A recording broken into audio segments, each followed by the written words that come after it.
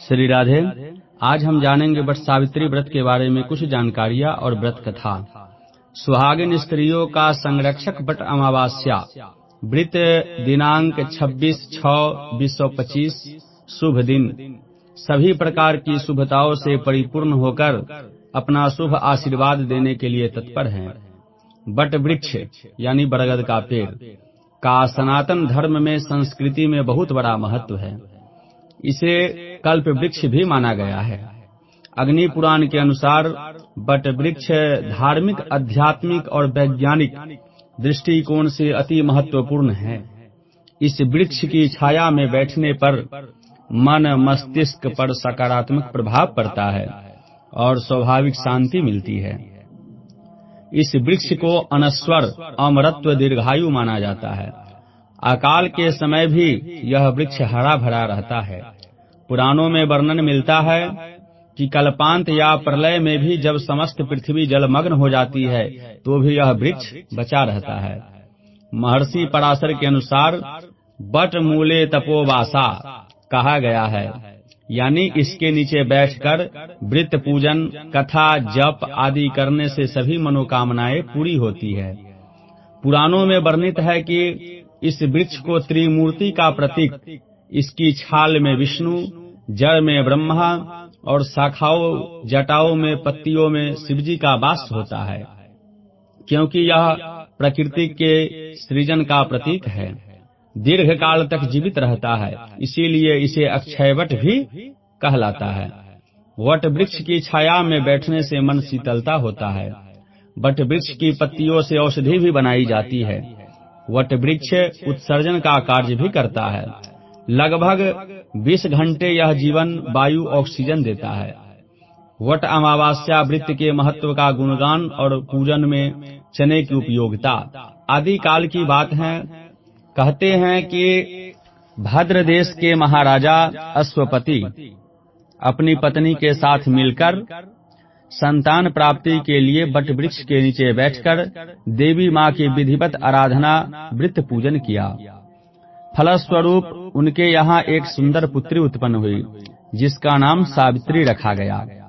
सावित्री बाल्यकाल से ही धार्मिक गुणों से युक्त संस्कारी प्रवृत्ति की थी। विवाह योग्य होने पर राजा अश्वपति ने अपने मंत्रियों, सेनापतियों को सलाह करके दूत की उसके लिए योग्य वर ढूंढने की आज्ञा दी।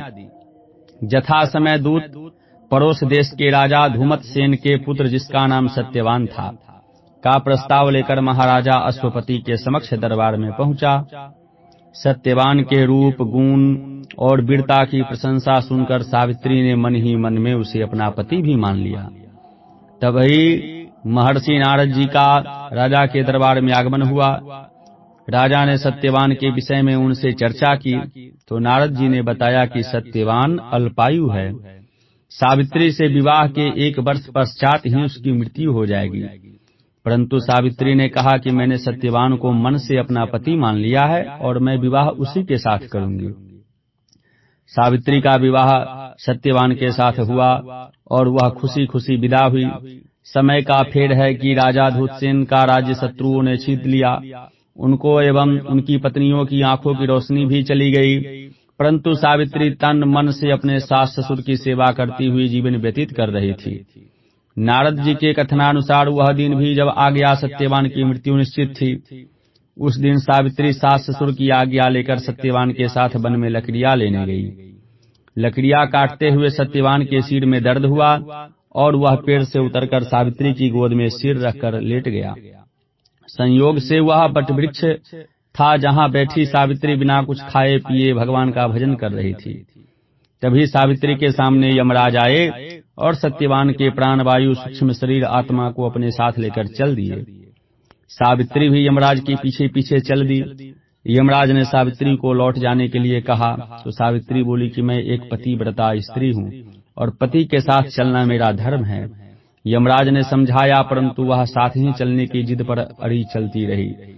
यमराज ने कहा कि तुम मुझसे पति को छोड़कर कोई एक वरदान मांग लो।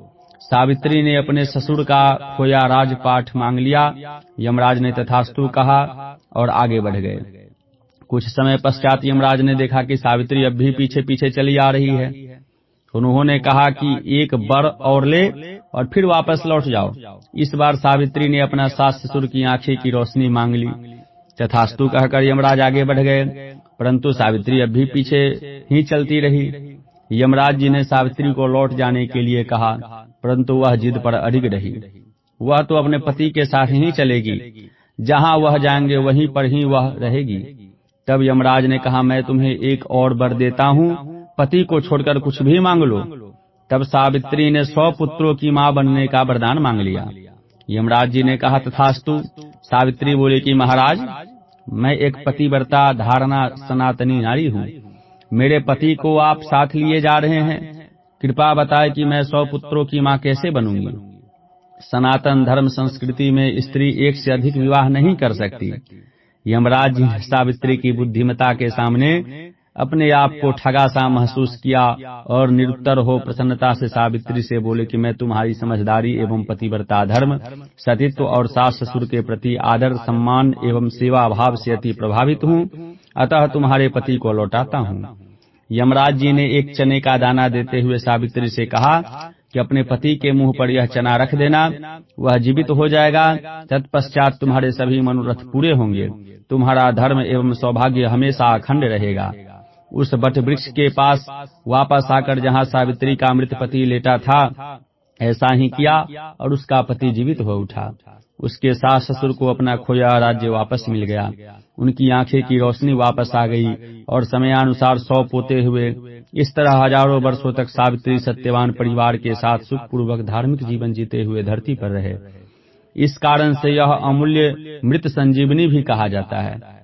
तभी से पतिव्रता सुहागिन स्त्रियां ज्येष्ठ मास की अमावस्या तिथि पर अपने पति की दीर्घायु के लिए घर पर चने के साथ तरह तरह के पकवान बनाकर पूजा की थाली सजा दीपक जलाकर वट वृक्ष की पूजा करती है।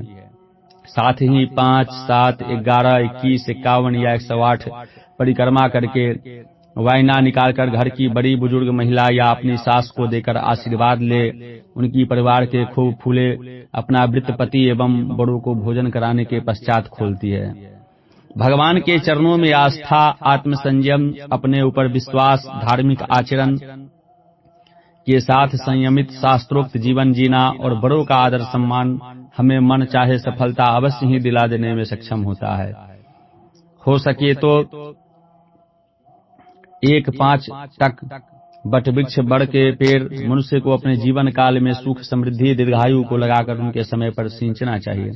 आज के आधुनिक युग में समाज के लोग नारी शक्ति, वुमेन पावर की बात करते हैं। वास्तव में सच्ची नारी शक्ति का उदाहरण माता सावित्री ने संसार के समक्ष प्रस्तुत किया है, जहां वह अपने मृत पति को भी पतिव्रता धर्म और बड़ों की सेवा करके निरंतर आशीर्वाद प्राप्त करके अपने शक्तियों को बढ़ाती रही, जिसका फल यह हुआ कि भाग्य का लिखा भी बदल गया। सबसे महत्वपूर्ण बात यह है कि सावित्री को ज्ञात था कि आने वाले 1 वर्ष में उसके जीवन में अंधकार छा जाएगा।